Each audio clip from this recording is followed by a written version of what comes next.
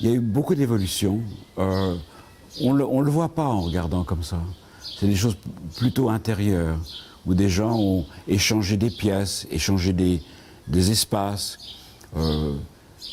Des fois, ils ont percé le plafond, des fois...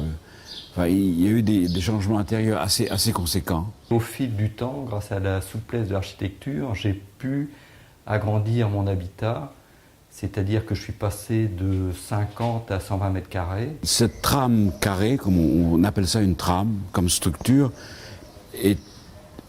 nous laisse très libre par rapport à ce que pourrait être une trame s'il y avait des murs en parpaing ou en béton qui feraient des boîtes. Là, on est avec finalement des carrés ouverts sur tous les côtés, dont le plafond aussi peut être crevé, si on peut le dire, même le plancher. Et on a des cas ici où des gens ont rajouté un escalier qui monte à un étage ou qui descend vers le bas. Donc cette structure poteau-poutre, essentiellement en bois, où il y avait des planchers en bois, donne une souplesse absolument incroyable. Et ça, c'est la flexibilité du buisson. On a réussi à obtenir l'accord avec nos voisins du dessous, de tirer un plancher, de construire une petite tour avec un escalier qui accède à une petite chambre. Ça, c'était pour la première fille. Et puis, lorsqu'il a fallu avoir une chambre pour chacune, pour la seconde fille, on a obtenu l'accord d'exhausser le toit et de tirer un plancher de façon à obtenir un espace supplémentaire, ce qui est une chance assez rare. Et dans l'affaire, en l'espace de 5 ans, l'appartement a été assez métamorphosé. Oui, il est passé d'un appartement de célibataire à un appartement de famille de 4 enfants. Dernièrement, un logement a été vendu. L'intérieur a été complètement refait par le nouveau propriétaire, ce qui montre bien que d'abord, l'avoir est une structure très souple qu'on peut adapter, transformer au gré de chacun. En fait, l'histoire avec ce lieu remonte à une vingtaine d'années. Lorsque, un vendredi de Pâques, j'ai repéré l'annonce dans une revue immobilière de la vente d'un appartement ici, j'ai tout de suite repéré la vue extérieure et je me suis dit c'est vraiment ce lieu que j'avais vu 20 ans plus tôt. Une des choses remarquables, c'est qu'à partir de l'espace qui nous a été donné, on a pu recréer un espace qui nous corresponde. Ce qui m'a vraiment plu ici, c'est un lieu qui est fait pour les enfants, qui se sont appropriés tous les endroits, qui jouent chez les autres, dans les jardins, dans tous les espaces communs. Et ils sont ici, chez eux, pratiquement partout. Quand t'es enfant, ado, ce qui est génial, c'est que tu peux sortir de chez toi, aller chez l'un, chez l'autre. C'est une espèce de partage qui est vraiment très agréable et très spécifique. Je pense pas avoir retrouvé ça vraiment ailleurs. Dans mon appartement d'avant, c'était vraiment chacun pour soi. On se croisait dans la cage d'escalier, mais c'était tout. Je connaissais vraiment presque personne et je connaissais ma voisine à la rigueur, mais on se parlait jamais vraiment plus.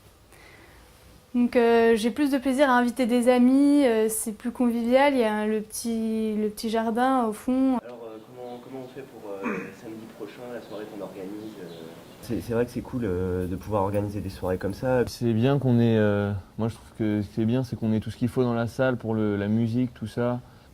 À mon avis, on trouve ça pas partout dans Paris, une salle gratuite comme ça.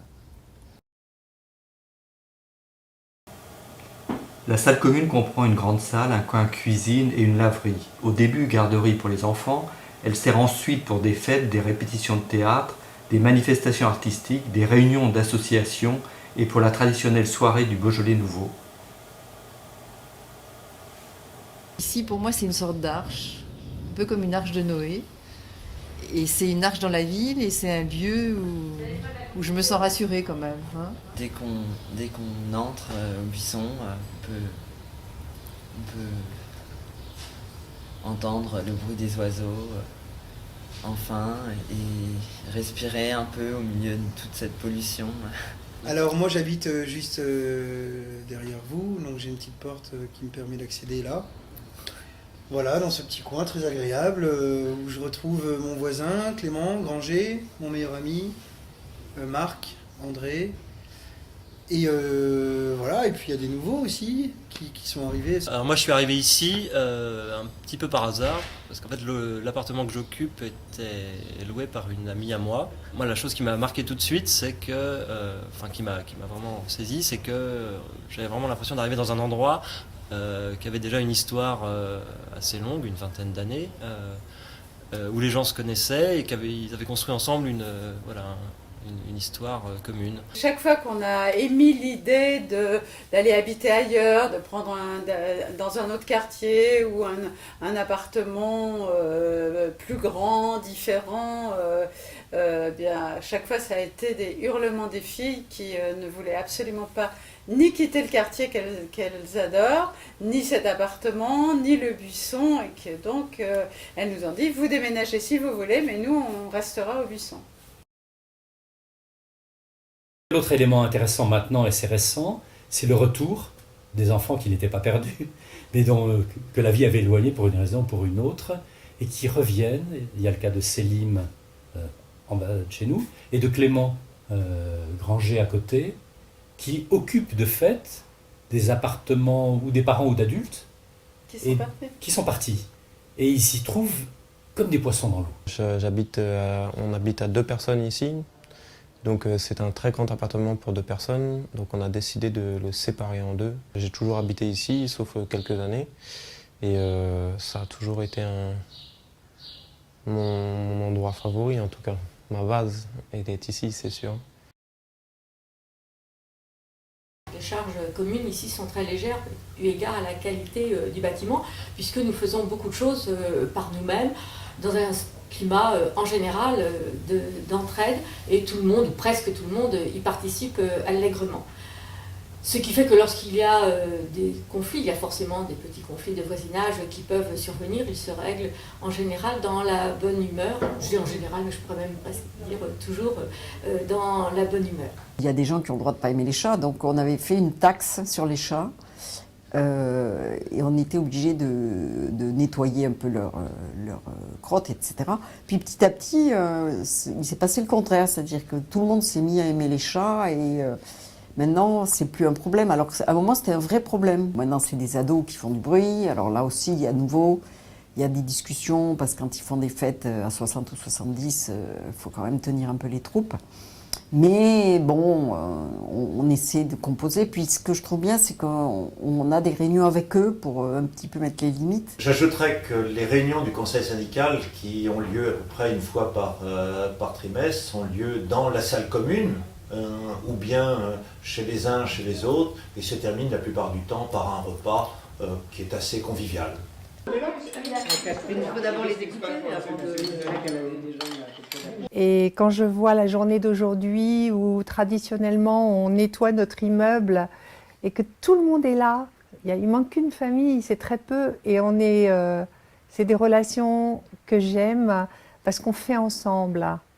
Et c'est pas que de la parlotte. On peut très facilement faire son petit ghetto, son petit lieu très sympathique, avec un grand portail, on est derrière ces murs. Et je crois qu'aujourd'hui, avec cette tendance à se refermer sur soi, le rôle de l'architecte peut être de voir comment on peut avoir son chez-soi, tout en permettant d'avoir une fluidité vers d'autres lieux autour. Donc cette relation entre un groupe d'habitat et d'autres groupes d'habitat, entre ce groupe d'habitat et la commune, me paraît vraiment un élément clé sur lequel on doit intervenir. Sans arrogance, je trouve que si c'était à refaire, cette situation n'existe jamais, mais je refais ailleurs, pas la même chose, mais la même démarche. Je crois que c'est la démarche qui est importante. Forcément, si on le refaisait, les matériaux auraient peut-être évolué, auraient changé, mais la démarche, je crois, reste constante.